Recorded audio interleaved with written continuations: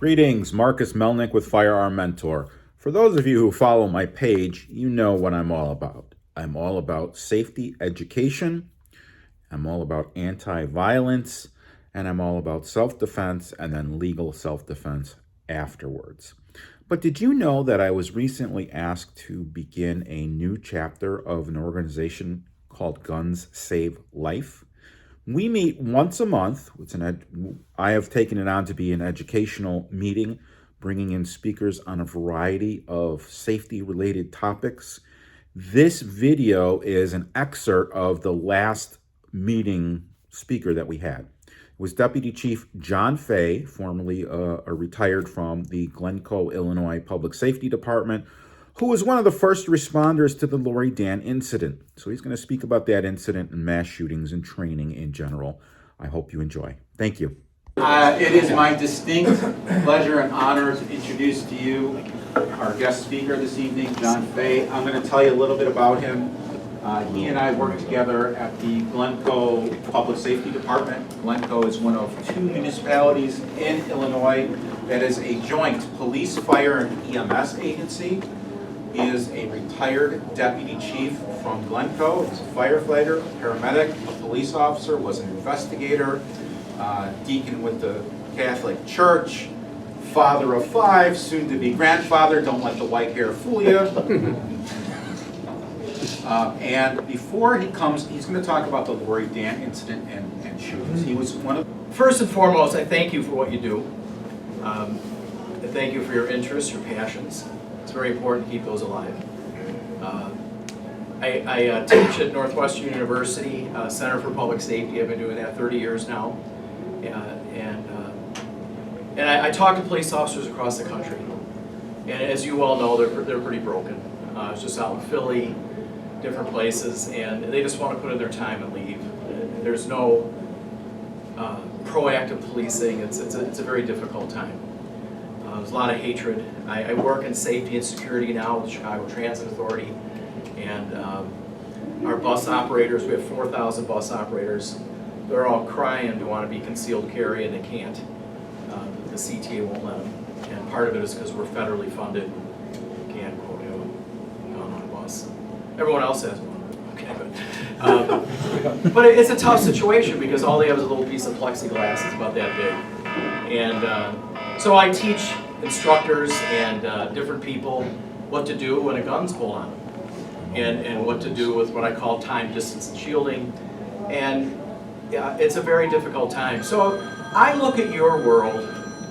Is that my mother calling? And this is what people do to you. I just play this. This is what happened in Highland Park. You all know what happened in Highland Park. Silence our phones, that'd be great. So then this nut's going to put in another clip. Magazine. Sorry, you're right. Magazine.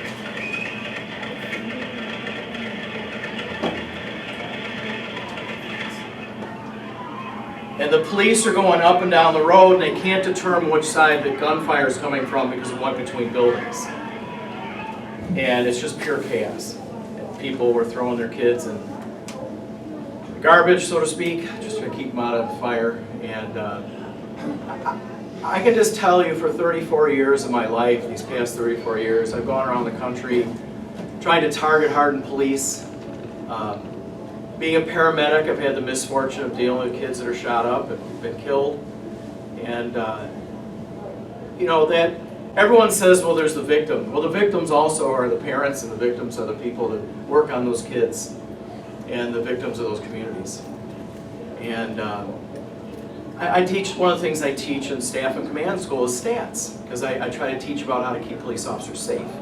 And I was doing some stats as Marcus was talking, and I looked up the recent numbers. There's about 660,000 plus police officers, and there's 335 million people. So I did my math. Okay, it's about 2 police officers per 1,000 people. That means 998 other people who are unarmed are in these situations like Highland Park. I don't think people ever look at you that way, because you've taken the training and the fortitude to be able to do something. I'll tell you, I confess, because that's what Catholics do, when I first was a cop, I didn't want anyone to have guns. because that's what points at me. And then I realized, oh my God, there's a lot of great people out there, and I always know that, quote, the bad guy is always going to be able to have access to a gun. So why don't the good people too? Because they're going to find a way. No matter how much you legislate this, someone's going to find a gun. And to take it away from the people that know how to use them responsibly just really doesn't make sense. And the math doesn't make sense. So if 998 people have to be unarmed for 2 law enforcement people, the math just doesn't add up if we keep taking guns away from people. So that's my statistics. So here's the little thing I just want to share real quick. So I'm sitting in my office just past May 20th, and I'm a little blue, and I'm not sure why I'm a little blue, because if you know me a little bit, I'm always telling jokes, I'm always hugging people. COVID killed me, I couldn't hug people then. And Phil Andrew called me up, and he was one of the kids that got shot that day. He was 18 years old, he was that kid. And he goes, John, he goes, 34 years ago. And I go, Phil, my God, you're right. He said, thank you. And we talked for a while, and he said something to me. That guy went on, became an FBI agent, became a hostage negotiator, and now he's retired and doing a lot with gun legislation, probably kind you don't want.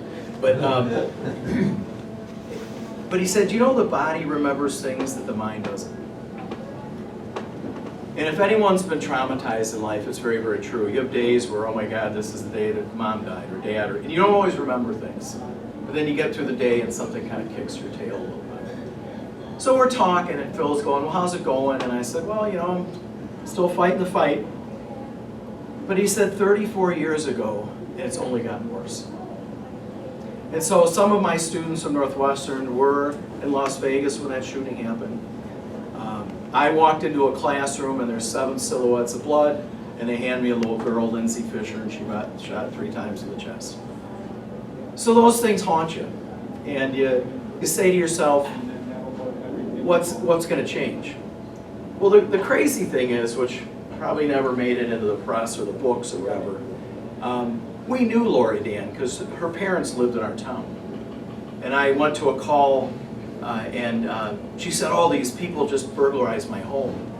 And I was literally 2 blocks away. It was like the one time in life, where's a cop when you need one? I just happened to be right there. She woke me up, no, I'm just kidding. And so I get there, and there's this big TV sitting in her foyer. And this is 1988, so that means big tube. So I'm thinking, why would a burglar run down the street with this huge TV? So nothing made sense. She was lying about everything. And I go back to the station, and us cops who always run criminal histories find out who we're dealing with. And I find out she's under investigation in another town for stabbing her ex-husband with an ice pick. She was visiting her parents. So she's telling me she's married. How could this happen? So we knew things weren't adding up with this lady. And where I'm going with the story is she just got crazier and crazier as time went on. And she used to leave raw meat under couches for places where she'd babysit at. And people would go, my house stinks, and we found this meat. So everything kept getting worse and worse. And then she left for a while. She went to the University of Wisconsin in Madison. And she just sat on the campus. No one knew why she was there. Well, she wound up stealing arsenic from one of the labs up there. She also was taking meds from who knows where. And one day we're in the station, I was a detective at the time, and my partner, Floyd, he's really mad. He slams down the phone. And I go, what happened? He goes, I just got off the phone with that girl's shrink. And he said he's not taking her gun away. Because we knew she was doing these crazy things, and we only knew of one gun. So, long story short, the shrink says, well, I don't think she's homicidal or suicidal, and she's afraid of her husband. Well, lo and behold, she brings 5 guns that day to the shooting hall. And the one gun she left in the sink was the one that Floyd told her never to use. And that was the one that was registered. So the registered gun wasn't used in the shooting. But the sad reality was, think of all the things she could have done that day. She poisoned students at Northwestern University the night before with the arsenic. She happened to take the wrong arsenic, and that concentration got people sick. Luckily, it didn't kill them. The next morning she got up and started a fire at a grade school. Then she took 2 kids that she was babysitting for, brought them home, poured gasoline down the stairs, and set that house on fire with the kids and the mom in the basement. Then she drove over to the grade school, went in and sat down during the class, and it happened just a circumstance, there was a substitute teacher that day. So she didn't know, she thought this was a mom. Substitute teacher says, yeah, come on in, because back then, 1988, we want to see how little Billy's doing in grade school. And then she says, would you do me a favor, would you have the kids stand up? And the teacher's going, yeah, sure. And she gets up and she starts popping. And what we know about statistically through the FBI is 25% of the shootings in the United States happen in schools. 40% happen in the workplace. So I'm a real firm believer you play how you practice. And if chaos is going to rule, then that's what's going to happen in a shooting. So I've looked at it in many different ways, being a paramedic, being a firefighter, and being a cop. And all that I know I can do right now is just try to target hardened people. So what I do at the CTA, we have 11,000, almost 12,000 employees. I'm teaching them a class now. I've got done with about 4,500 of them. I can tell this stuff in my sleep. And all I say to them is, hey, every time you walk into a place, look at 2 or 3 ways to get out. Don't be a creature of habit, so if you hear guns, don't go out the same way you came in if that's where it's coming from. What can you do? I had to tell our bus operators, because many of them have had guns and knives pulled on them. Show them your hands, start stepping away, keep where you're balanced, start talking slowly, say whatever you need, and it's time, distance, and shielding. I don't know what's going to stop this carnage. I know that it's only getting worse. Because one situation, which I thought was very interesting, I had a school resource officer recently tell me that we do these active shooter drills in our high schools. And he said, you know, John, I intercepted a plan that this guy, 4 total, put 3 guns in 3 different classrooms or where they'd be at 11:30 in the morning. The 4th guy was going to run through the high school and just shoot randomly so they would lock down, and then they were going to pull those 3 guns out and kill everyone that they were around and run out with everyone else. So they're actually going to use the tactic of lockdown against them. So the more that people try to take away your guns, I don't understand it, because the math says there's 998 of you that can help. I don't know the answer. I listen. I was someone, a dear friend of mine was at this shooting. That's how I got this video, because he happened to just, I don't know how he did it, but he stuck his phone up. But what happens is people look at the people that do this stuff and they label everyone with guns as evil. We do this broad stroke of a brush. And so I just know with Laurie Dan, I think the one thing that changed my life that day is that she broke the fragility. Grade school was supposed to be a place to have fun. And she made it where now we have lockdown drills. And you sign in and you do all these things. Well, I hope you liked that video.